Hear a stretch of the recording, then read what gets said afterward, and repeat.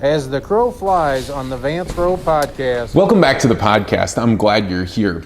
On Fridays, I sit down to share some thoughts, philosophies, and concepts that can help you become a tangibly better communicator.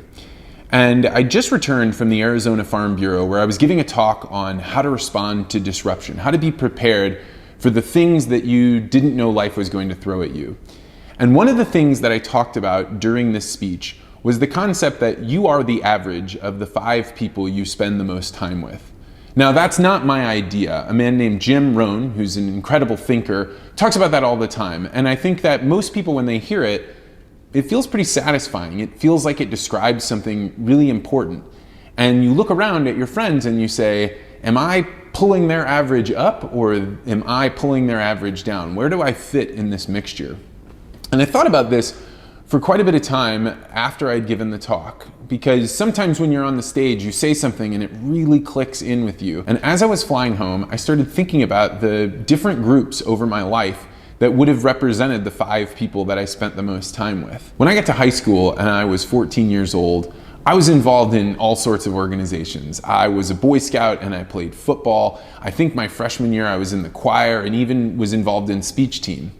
And each one of these groups introduced me to lots of people that had new ways of expressing themselves and new skills that they were trying to build. But the whole time I was with these different groups, I always felt kind of embarrassed. And that embarrassment came from the fact that I knew that the people that I was hanging out with weren't cool. You know, they were the ones that were doing straight-laced things and they went over to each other's houses where their parents would supervise them playing board games. And when I looked out at the world, that just didn't seem exciting or interesting to me. So all of my friends in these groups, they were good people. I enjoyed spending time and hanging out with them, but I always dreamed about something else. And as a 14-year-old, I looked up to my older brother, Dan, who was 2 years older than me, and he was one of the coolest guys in our school. He drove a Pontiac GTA, and he hung out with even the older kids than him, and those are the kind of kids that would have parties out in cornfields, or when somebody's parents went out of town, they'd all get together. I would see the way that people interacted with him and they wanted to be around him, and I thought, man, I just want to be a part of the cool kids. But my brother and I at the time didn't get along great, and for better or for worse, he did not want me at the parties that he was at. So if I was going to be one of the cool kids that got invited to parties, I was going to have to find a different route than my brother. So I looked around the world, and I don't know that I was this calculated about it, but I took up smoking. And as soon as I did that, I now had a key that would allow me to get into groups that I wasn't really welcomed in before. You see, the kids that were off smoking or partying were not involved in the things that I was involved in, so I wasn't really connected with them. But once I took up smoking, now I could go with a group of guys that were gonna cross the street during lunch and go hide behind an apartment building and smoke cigarettes. Now, if you're imagining that this talk is going to be me saying how terrible it was that I smoked or how much I regret it, that is not this conversation. It was stupid that I smoked, and if I saw a 16-year-old now smoking the way that I did during high school, I'd probably laugh at them, realizing just how silly and stupid they look. But smoking actually did something really important for me. Hanging out with this network changed everything about what I did with my time. Instead of going to organized activities, we would go out to my friend Jack's house, climb to the top of the silo, and throw bowling balls down on objects. Or we'd take his big truck out and go mudding and learning how to drive in conditions that were wild and untamed. And then, when I went away to college, I was now hanging out with all the people that would stay up late and go try new and different things. That pack of cigarettes became a powerful passport for me, and that was hugely amplified when I went into Latin America on the ecotourism ship that I was a deckhand on, or later when I went to Africa as a US Peace Corps volunteer. Suddenly, I had this object that would allow me to connect with dock workers, with security guards, and even police officers that were looking to shake somebody down for a bribe. Now I had this thing that allowed me to meet people and start conversations that if I didn't have cigarettes, I don't know what I would have used. I mean, all of us are creative and there are lots of people that do pretty edgy travel that don't need cigarettes, but for me, it was a passport and it helped introduce me into networks of people that I could not have gotten to with the skills that I had. But then I came back to the United States. I do a variety of jobs, and over time, I've just become that person that is a smoker. And I didn't really think too much about it. It was just kind of who I was and what I did. And it wasn't until I went home for a visit. Now, my dad is an avid book collector. I think one time we figured out that he has a larger book collection than Thomas Jefferson did at Monticello. So he really deeply cares about book recommendations. Who's giving you good ideas? What books should he be reading? What ideas are you learning about? So one time I'm visiting home, he asked me a very simple question. Vance, out of the people that you smoke cigarettes with, which ones of them give you good book recommendations? At first I thought that was kind of a puzzling question, and I thought maybe it was a poke and him wanting me to quit smoking, but he never said that directly.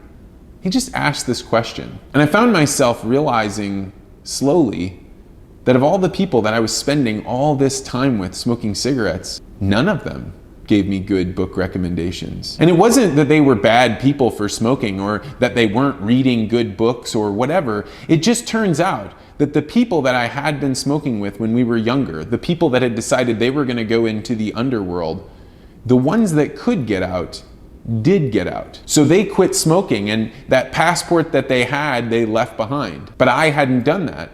And the passport that was that pack of cigarettes became an anchor holding me into the underworld.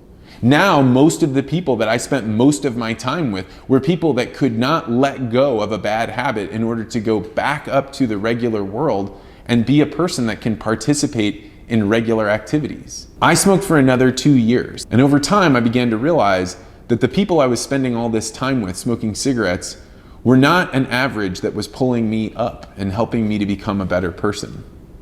So when I did finally quit smoking, I realized that my network got much better. And it wasn't that all of a sudden all of my friends were intellectuals giving me great book recommendations and helping me find the right movies or the right inspiration to make changes in my life. Now, I look around at all times and I try and say, am I spending the right time and energy with the people that are going to help pull me up in this world? I'm proud to say that I have excellent friends and they have continued to push me on and on. But if you're sitting and thinking about the 5 people that you spend the most time with, and you begin to realize that perhaps the reason you're spending time with them is that they're the one that always answers the call on your drive home from work, or they're the one that always lets you have an excuse about why you didn't get out and exercise, or why your work situation isn't all that it could be, well, then you may want to start thinking about, how can I change my network? How can I improve it? Then I recommend you sit down and write a list of the 5 most impactful things that you read, watched, listened to, or experienced in the last year. Try and write down 5 things. And if you're struggling to write down 5 things, then spend a little more time with it. And if after you've spent some more time with it, you still realize that you don't have 5 things that have really impacted your life, then I would recommend really concentrating on that. And maybe you only have 1 or 2 things that have really impacted you. Once you establish what those 1 or 2 things are, then look at who it was that recommended them to you.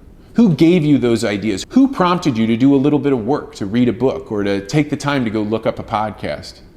Whoever that is, they are adding to your life. They are helping you get better. And one way that you can cherish that relationship is by sitting down and writing them a thank you note. Write down exactly what they prompted you to do, when you heard them say it, and then what it changed in your life. You can think about the experience of receiving a letter, an email, a text message, or a phone call from somebody that you didn't really think you had made that big of an impact on, saying, hey, you got me to read this book and it helped me make this change in my life and I just wanted to say thank you. That will have a tremendous impact on them, because they're going to know, hey, this is what I did that was good and now I can go out and do more of this. But even more so, it can help you to look around your network and say, who are the people that are helping me get to a place that I want to go to? And how can I make sure that they know that I'm as open as possible to the ideas that they have? After you write a letter, the nature of your relationship will change. It will get stronger and you will have inherently spent more time with the type of people that are pulling you up and making your average better. So my hope for you is that you actually take this week of Thanksgiving and do this. Write down the 5 things that impacted you, figure out who exposed you to those things, and then write them a letter and watch what happens. It will be something truly important. I am certain of that. I write thank you notes all the time. And if you haven't gotten one yet from me and we're close friends, I'm sure you will soon, because I'm always trying to sit down and think about how was I influenced and how can I make sure the best influencers of me know what they've done well so they can keep doing it. I'm going to sign off for now, But there's two pieces of information that I want to let you know about. Number one, next Wednesday, I'm going to be releasing maybe the most emotionally impactful podcast I have ever done. It's with a woman named Christy Webeck, who is a PhD soybean breeder with a fascinating understanding of soybeans. But even more than that, she is a fascinating human being who discovered that she had cancer during a really routine surgery and then went through the path of trying to eradicate it completely so that she could be around for her children in a way that her mother was not around in her life. It is an impactful and powerful conversation, and I hope you tune in on Wednesday to hear that conversation. The second piece of information that I wanted to share is that on November 26th, Jared McDaniel and Dwayne Faber and I will be at Agribition, Canada's largest livestock show, and we're going to be taping a podcast called the Three Brothers Roadshow. We'll be talking about some of the most controversial issues in Canadian and US agriculture. So we're gonna head up there and record a podcast, and we hope that people can show up live, have a few drinks at the bar, and hang out with us afterwards. But if you can't make it, know that Jared and I are doing our best to record the entire event, both on video and audio, and we have agreed that we're going to both publish them on Ag Uncensored and the Vance Crowe podcast. So if you can't make it to Regina, Saskatchewan at 4 p.m. in the John Deere Sales Arena at Agribition, then tune in to hear how that whole podcast went down. It's going to be a fun time. Thank you so much for joining me, and I'll see you next Wednesday during that conversation with Christy Webeck.